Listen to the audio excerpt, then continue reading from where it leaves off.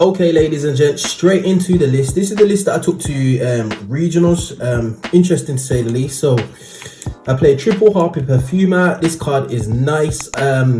Through test, well, I say through testing, through playing, I realized that she needs a few more search targets other than the Elegant Egotist, which I'll get into in a moment. But she's she's basically a +1. Searches your spells or traps. Then I played 3 Channeler. Channeler is just an easy special summon from deck. This does have an imperm target on its head, to be honest. Normally when I use this effect, I'm kind of trying to get out the Harpie Perfumer, but you do have to pitch a card and a Harpie card at that, so it doesn't always come up, especially when you've got the Tri Brigades in there as well. But 3 Harpie Channeler. And then I played double OG Harpie Lady and 1 Harpie Lady 1. This would be another Harpie Lady, but unfortunately I couldn't get hold of another one in time for the regional.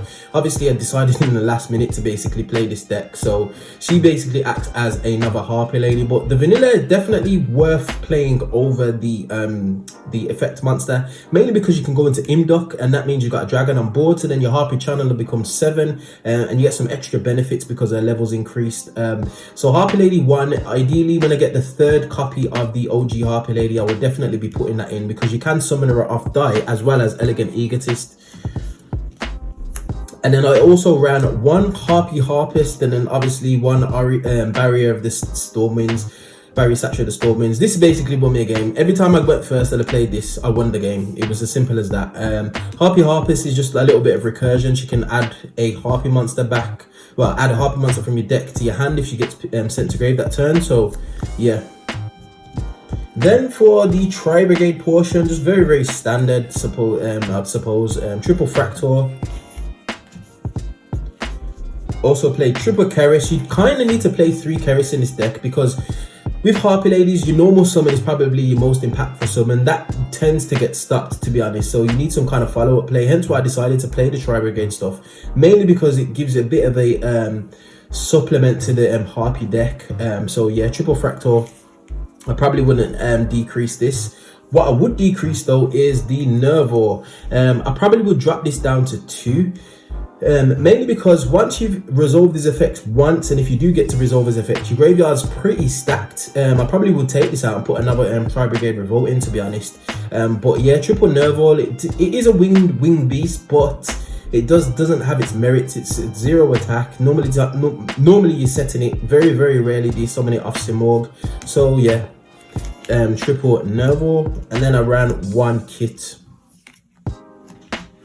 Off to the spells. I played triple Elegant Egotist. Nothing needs to be said about that. Not once per turn. I actually opened this 2 games out of the 6 I played. I opened 3 of them at the same time, and my opponent had a big shuffle each time, and I opened 3 of them, which is a little bit jarring, mainly because obviously I got unexpected die in the deck, and it means that I'm not seeing some of my other cards, but nevertheless it is an easy special summon from the deck, so hence why I'm playing 3.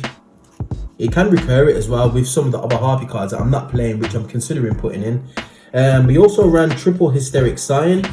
This is good as a bluff to set, especially when you set it in the same column as a card. It kind of acts as like a imperm bait, and you kind of want this card to go to graveyard because you get so much plus off it. So what I was tending to do was, if I did see multiples in my hand, I would set it. If I couldn't pop it myself, I'd set it in the same column as my opponent's set card, which means it kind of acted as like an infinite impermanence. So yeah, they tended to go after this card specifically.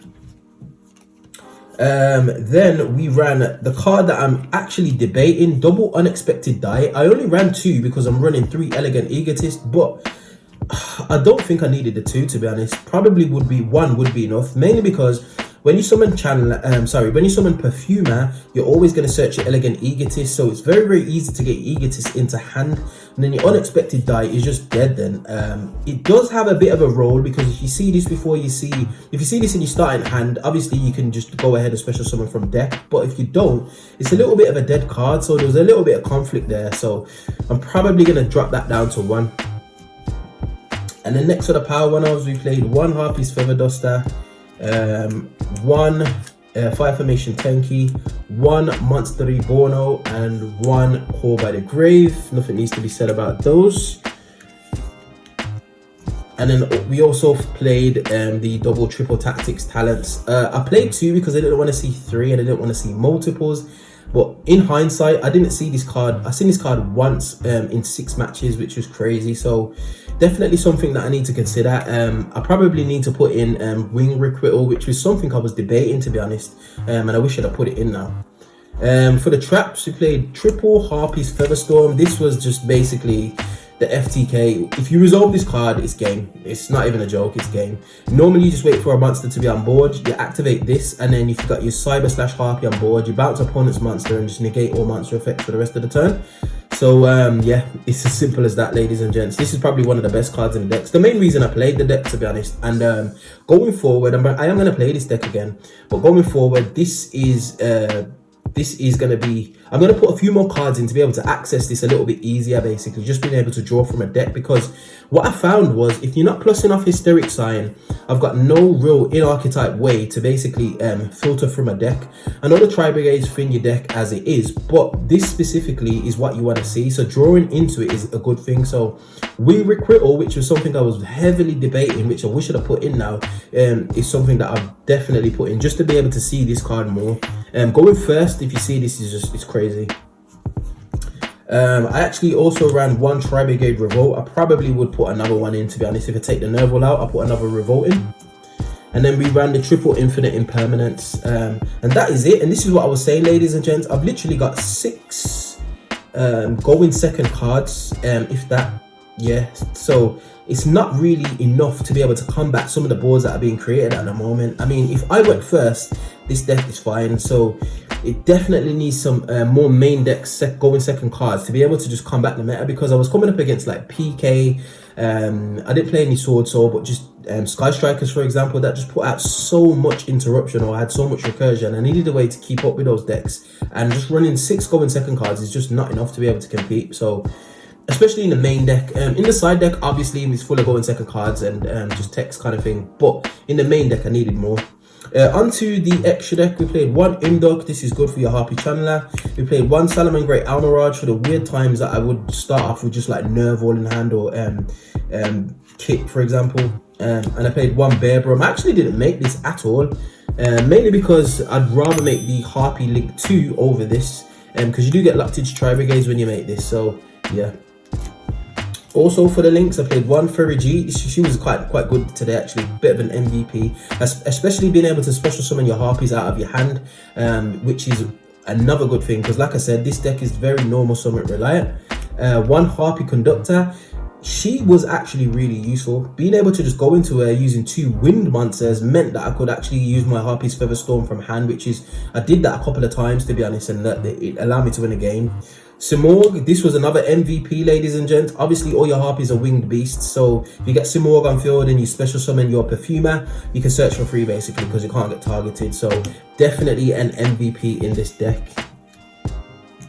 Also played 1 Double Dragon Lords for the bounce, 1 Get Rid of DPE back into the deck card, 1 Rugal. This, again, it's useful in the fact that it can special summon a Harpie back to the field. I know it negates its effects and it goes back to hand, but sometimes you can have Shirag on field and being able to special summon a Harpie, or even just to special summon it to be able to bounce something with Double Dragon Lords and then send that to the graveyard. Your Harpie Harpist was a really good shout for that. So 1 Rugal, the Silvered Shadow. Double Shirag. This is kind of mandatory, to be honest. 1 for your Revolt and 1 just to make normally. You also get a search as well. 1 card I did not make today was Mech Knight Crusader Avramat. That is a wasted spot. I wish I'd have taken him out and put in another Cyber / Harpie, which I'm definitely going to do going forward. 1 Access Cold Talker, game winner, simple as that. And then finally 1 Cyber / Harpie. This should definitely have been 2, and 1 Tornado Dragon. Tornado Dragon is good because you can pop your own Hysteric Sign, which is really useful, as well as having a pop on your opponent's turn. So definitely something that I'm going to keep in the deck. And then quickly, ladies and gents, onto the side deck.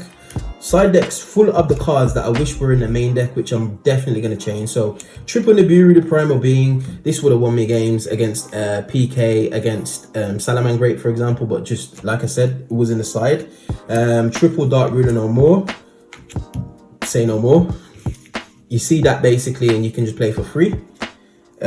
Triple evenly matched. This overperformed, ladies and gents. I keep saying this, but this needs to be in the main deck. The amount of times that nobody's really playing Solemn Judgment, to be honest, and the amount of times you just nuke an opponent's board for free, it's just absolutely ridiculous. I did it against Sky Strike. I chained DPE to pop DPE, get it off board, banished a load of his spells and traps, and then proceeded to Call by the Grave DPE, and he was down so much advantage from that. Literally 2 cards had lost him so much resources. So definitely I'm looking to consider to be put into the main deck, especially if your board gets broken, for example.